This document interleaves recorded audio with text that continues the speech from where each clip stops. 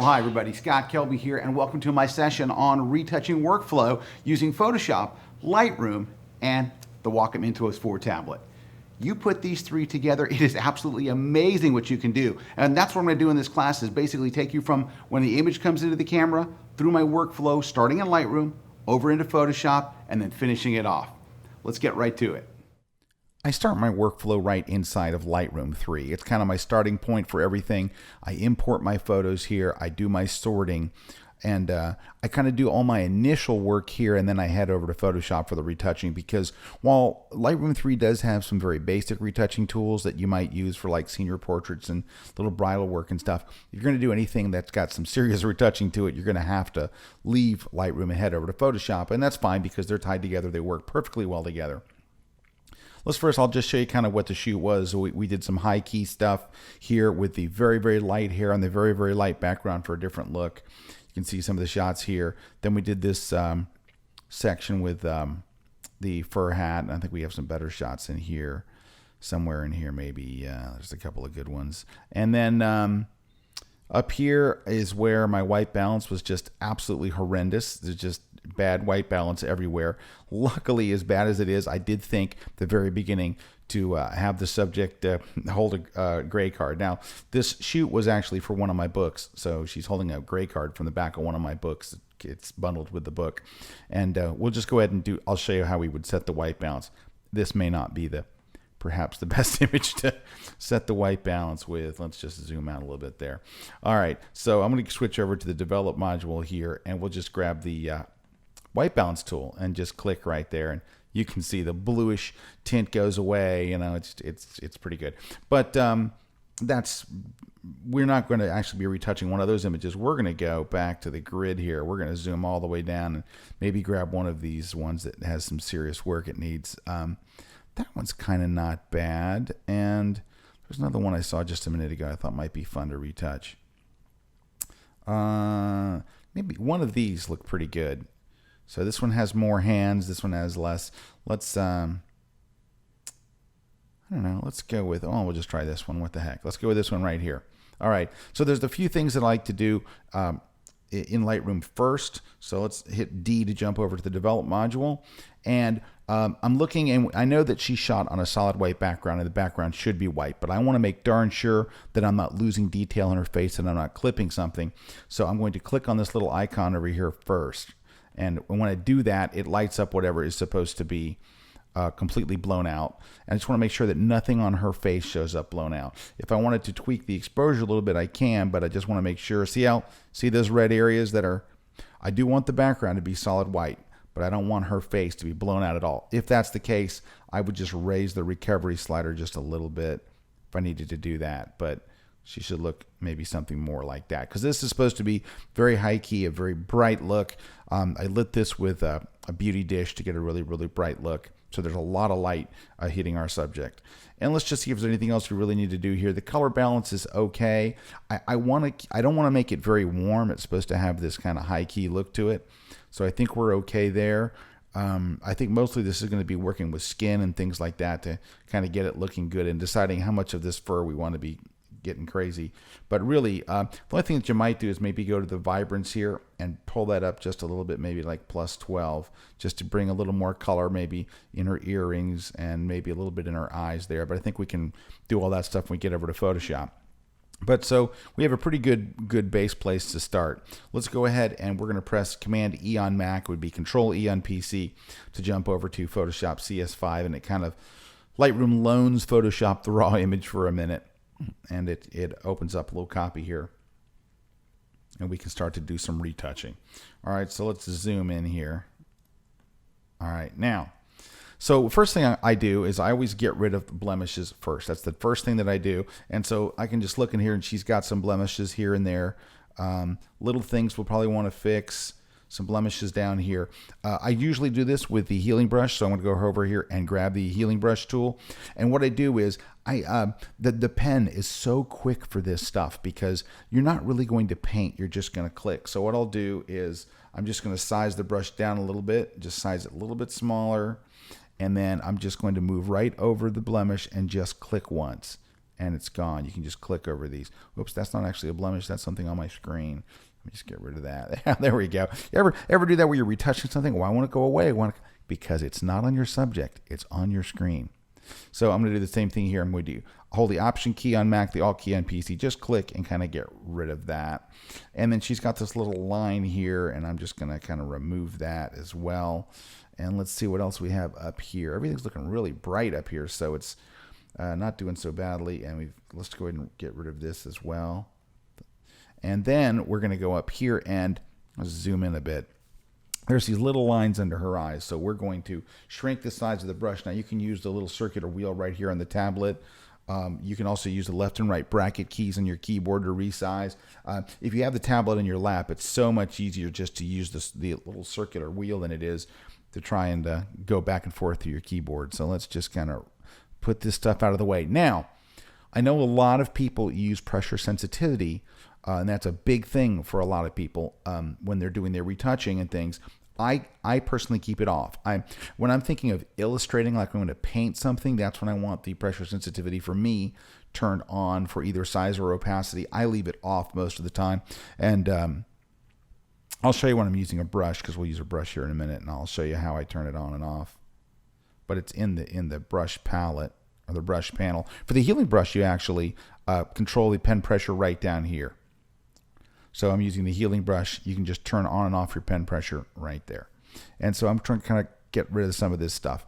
I want to give you just a little tip while I'm here. Sometimes when you use the healing brush to get rid of these little wrinkles and stuff, depending on the photo, it kind of smears and you kind of get a little dark area under the eyes. One way to get rid of that is to switch to the clone stamp tool, switch your blend mode from normal to lighten. That way it only affects pixels that are darker than where you sampled, and then go to the opacity lower to about 40%. And then you're set to go ahead and get rid of those black circles. But in this case, we're not having that problem. We're just going to use the healing brush, and we're doing okay. And we have a little bit over here too. Let's go ahead and get rid of that. Something like that. We're doing a quick retouch, so I'm not going to spend a tremendous amount of time on it. Anything up here looking pretty funky? No. Okay. Let's get rid of this stuff, this stuff, this stuff. And down here we had some issues. So remember, you're just going to option click nearby, and then you're just going to click one time over the blemish. Watch how fast, let me just size the brush up a little. Watch how fast you can get rid of stuff when all you have to do is click. So you're not moving the mouse, you're not sliding the trackpad, you're just pointing the pen right over here. Man, can you get rid of stuff quickly. There we go. There's a little you can't see off screen, but just mentally I have to get rid of it. Oh, it was down here, so now you've seen it. Well, you missed the one I got rid of. But you'll just have to trust me that there was something there, and it's gone. All right. All right, so that's the basic kind of get rid of that stuff, and then you can decide how much, if you need to do any more skin softening or anything. One of the things I think we need to do is work on the eyes. So there's a couple things that we need to do. The color could be richer. And there's some, if you get really close in there, you'll see there's some little bloodshotedness and stuff here. That's easy to get away with. Let's get a really small brush here, dial in a really small brush, and just get rid of this. Just go right along that line with a very small, maybe made it too small. Kind of option click nearby, so you pick a clean area and just get rid of those. And normally if I was going to do this, I'd probably get rid of all these little extraneous hairs going across her eye, but we're not going to worry about that as much as I'm just worried about getting rid of the bloodshot. And there's a little bit over here too. We'll just get rid of that. Kind of like that. And there's a little bit there. Nothing too bad. All right. Now, how do we make this eye look a lot better? Let's back off so you can see. One way is you can just go here and grab a very simple levels adjustment layer. All right, which brings up your levels control here. So I want to make it more contrasty, so I'm going to raise the shadows, which brings up the shadow detail. I'm not worried about the rest of the photo. I'm just looking at her eye. And then bring up the highlights a little bit. All right, which is going to, whoops, no, not that much, just a little tiny bit. There we go. Now, we pretty much trashed the rest of the photo. Press Command-I on Mac or Control-I on PC. It hides that better looking eye under this black mask. Now you grab the brush tool. Make sure white is your foreground color. We're going to zoom in, and we're going to paint a better looking eye right in there. All right, that'll look better. All right. And same thing for the other one. Just paint a little more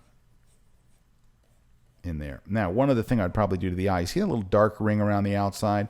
You need to darken that up. Let's go ahead. You can either flatten this or press Shift Option Command E on Mac, Shift Alt Control E on PC to go ahead and give you an extra layer there. And then what I would do is I need to darken that ring. So an easy way to do that is duplicate the layer, go to multiply mode, right? So now it's nice and dark. Option click the layer mask. On PC, you would alt click on the layer mask icon right down here. That hides the darker version of her behind that mask. Now you're just going to get a small brush and paint that in right along that edge. All right. Now, it's way crazy dark, right? We know that. And you need to do a better job of drawing a circle than I just did. All right. Once you kind of get it in, then you're just going to back it way off. You just want it a little dark like that. But look what that little difference did. So I think I went a little overboard. There we go. I also made it probably a little thicker than I needed to, but I think it's going to do a pretty good job for her eyes, making her eyes really pop. A couple other things we need to do. Let's make that merged layer again on top of Shift Option Command E. We need to darken in the nose a little bit. Maybe darken in the lips just a little bit too. They're a little bit under. So let's go to levels. Let's move the mid-tone slider. So if you drag it to the left, it kind of brings back a little more detail in that area. Press Command I to hide it. Then we're going to grab a brush and just bring a little bit of that back. Make sure you're at 100% and you're painting in white. Bring a little more detail back in on the lips. Doesn't look like we did that much, but look. So we did more than you think. All right, we're starting to look pretty good. I haven't worked on the hands or any of that stuff, and we're probably not going to. But what I probably might do is, let's just take a look, is we're definitely probably going to do some dodging and burning in here just to kind of get you kind of in the groove. Let's go ahead and do that. We're going to add a new blank layer. Now, in previous versions, a new merge layer. Shift Option Command E on Mac, Shift Alt Control E on PC. If you have Photoshop CS3 or CS4, the dodging and burning tools, well, they got better in CS4, CS3, they were terrible. CS4, they fixed them because they now have this thing called Protect Tones, which protects the tone of the image. It used to just completely fry your subjects. We'll start by burning. I always start by burning. Go down to about 15%. Get yourself a nice brush, and you're just going to kind of darken the areas that were already darkened. And I kind of exaggerated at this point. It doesn't really matter because we're going to make it, we're going to control the amount of this later. So just darken any place that's darkened under her chin here a little bit. Doesn't look like we're doing that much, but when you finally see it, it looks like a lot more. And that looks pretty good. So anything that is a shadow area, just make it darker. That. Anything that's a shadow gets darker. Whoops, went right off the page. So here, there. And the sides of her face to just kind of sculpt them in a bit. And, of course, under her chin. All right.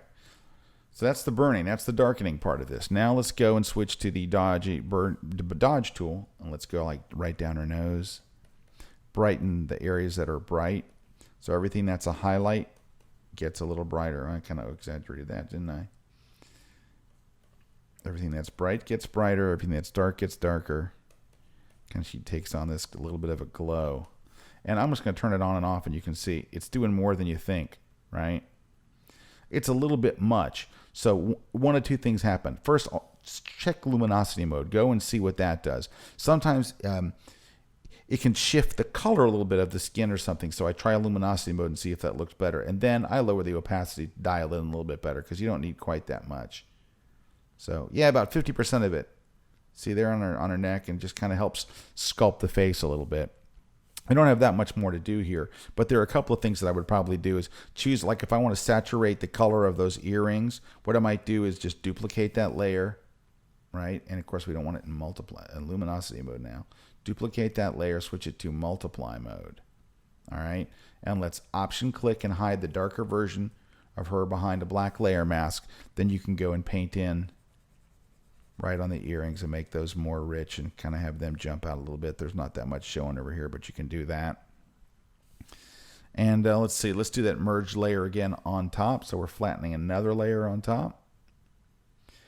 And if you wanted, I don't think she needs any skin softening, but if you wanted to do it, we certainly could. No, everything looks pretty good. The one thing that we might do is let's go to Filter, Liquify. And bring up the Liquify. We're going to use this first tool that just kind of lets us move stuff around. And we're just going to kind of move this part of her cheek just in just a little bit. There we go. Just kind of tuck that in and maybe tuck that in just a little bit and maybe move her chin up just a hair. There we go. There's also a little tool up here called the, there's the Pucker and Bloat. So Pucker makes things smaller, Bloat makes things bigger. So if you wanted to make her eyes a little bigger, you can go here and just one click. Whoa!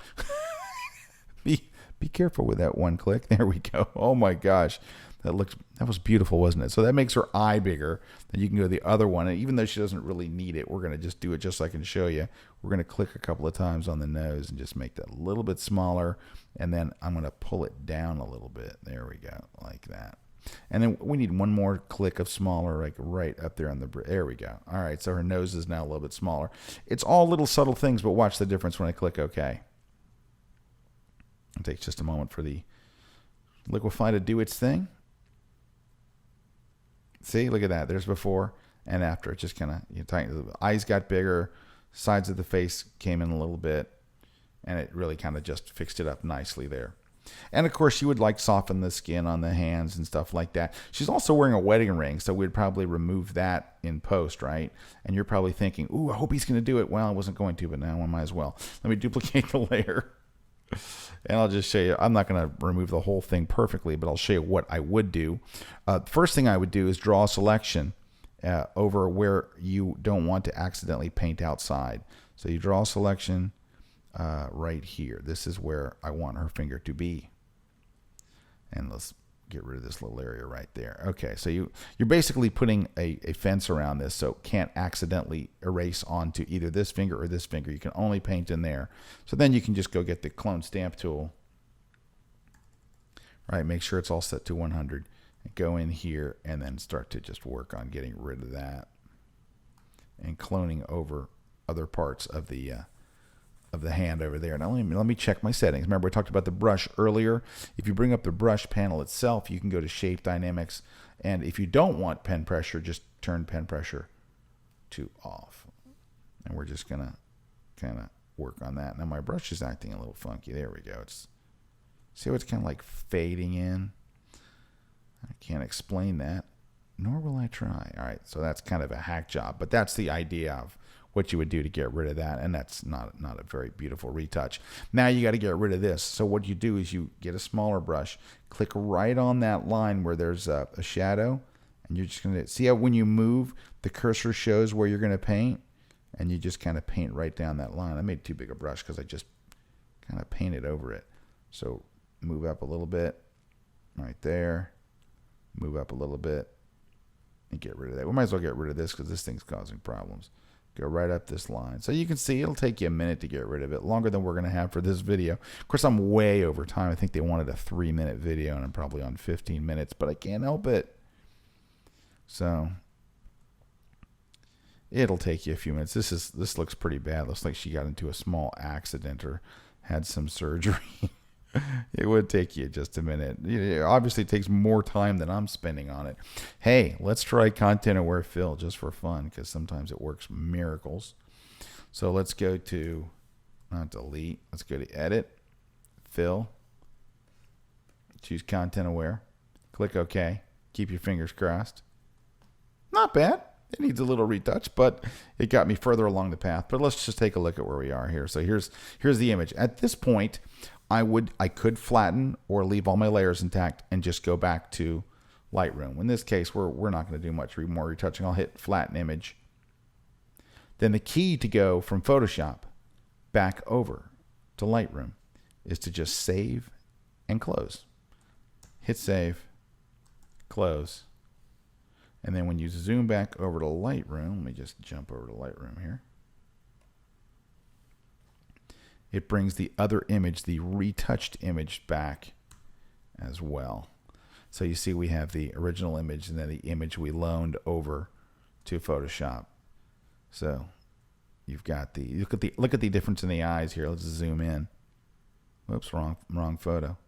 So look at the eye before and after, and you can see The nose change and all kinds of other stuff change. But anyway, so there we go. So that's kind of my round trip. So I start in Lightroom, go over to Photoshop, do all my heavy retouching there. Now, here's the one thing, and I tell people this all the time, and when in my live seminars, I take a tablet with me everywhere I go. Even when I go on vacation, a tablet travels with me in my laptop bag, because if I'm going to be doing any retouching, the tool for professionals is like anything else. If you go to a great mechanic, they didn't buy their tools at the flea market. They have great tools because they're craftsmen. If you're going to be a retoucher, the tool you have to have is the Wacom Intuos4. It makes all the difference in the world. And I'm at the stage in my career where if I can't get to a tablet, I won't do the retouch. Even though I could do it with a mouse, I could do it on a trackpad, on a PowerBook, because I've done it before on planes and stuff. But what I've learned about it, and the best thing I can tell you about retouching with an Intuos4 is you will fix things with a pen and a tablet that you will never fix any other way, because it's so easy. You have such a level of control. You can get so tight and so precise, and you won't do those things with a mouse, and you won't do them with a tablet. So you'll stop short. It'll be like this video. You'll stop short before the full retouch is done, just because it's a hassle. I ran out of time, but you'll do it for a different reason. You'll do it because it's a hassle to do those things. So it has totally revolutionized the way that I work. Of course, I've set up all my own settings for the one-click buttons, especially with the LED readout. I can see exactly what everything is. It's so easy and so intuitive to work with. And I hope you guys enjoyed this little look at kind of my workflow back and forth between Lightroom, going over to Photoshop CS5, using Lightroom 3, and the Intuos4 tablet, which totally rocks, by the way. Thanks for taking a few minutes with me. Well, there you have it. Thanks so much for giving me a minute to show you my workflow using Photoshop, Lightroom, and Wacom's amazing Intuos4 tablet. Take care.